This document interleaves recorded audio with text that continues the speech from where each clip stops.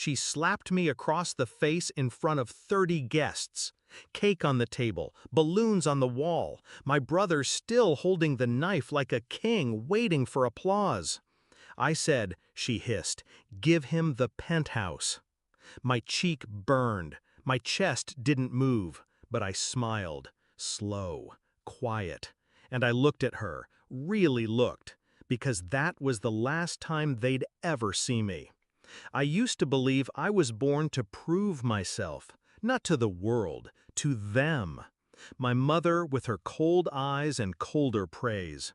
My brother, Julian, born 3 years after me, but treated like royalty since day one. Every A I got, he got a trophy for trying. Every win I earned, he got celebrated just for showing up. I paid my way through college, business, finance, real estate, all while they lived in the house I bought, driving the car I paid for. Julian couldn't keep a job longer than 6 months, but Mom said he was still finding himself. I found myself too, in a penthouse suite overlooking the skyline. Marble counters, private elevator, my sanctuary, my reward. But to them, it was just extra space for Julian's transition into manhood. The birthday invitation came handwritten, family dinner, no excuses. I showed up out of habit, not affection. The moment I walked in, I knew something was off. Julian's friends were already calling him the new king of the tower. One of them even clapped me on the back and said, "Heard you're finally sharing the wealth." Mom gave a speech, all about sacrifice, growth, brotherhood. Then she said it. Said I'd agreed to let Julian move into my penthouse. That it was just gathering dust anyway. That Julian needed to feel like a man. That's when I said no.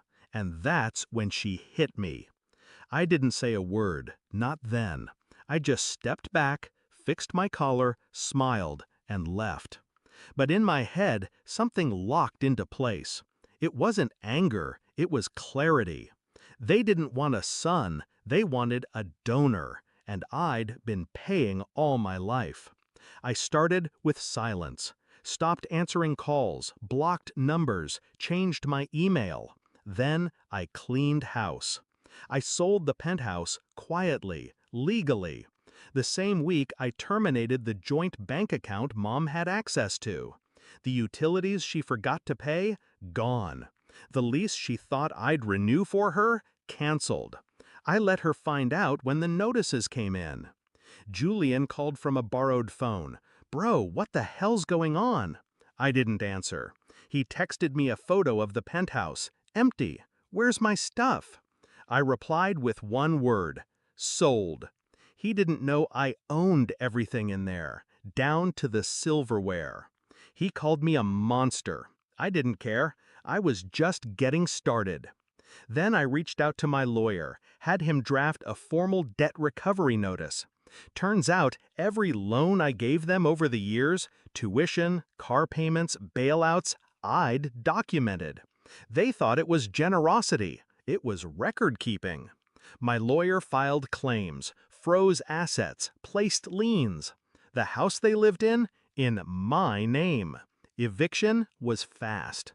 They had 30 days to get out. I didn't do it to be cruel.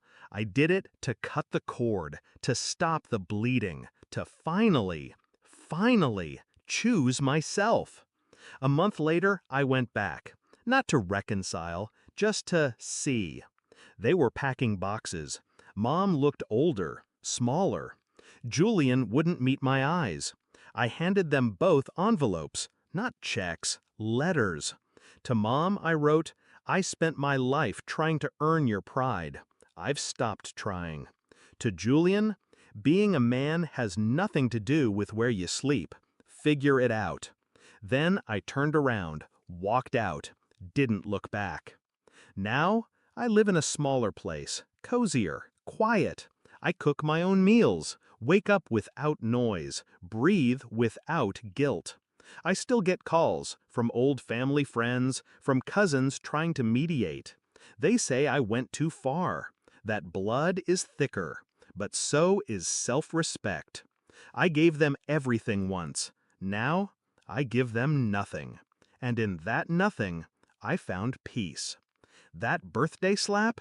It wasn't an insult. It was a gift. The last one I ever accepted.